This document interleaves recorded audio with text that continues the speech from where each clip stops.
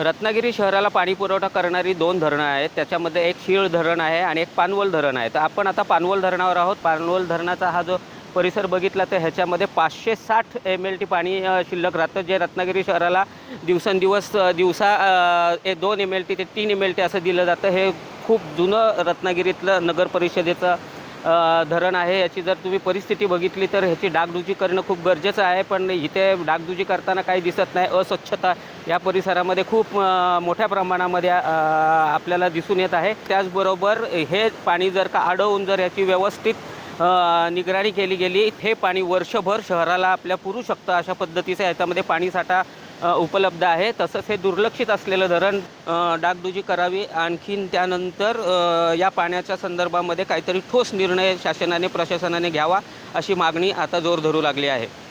Vijay बासुतकर, Navrashtra, Ratnagiri.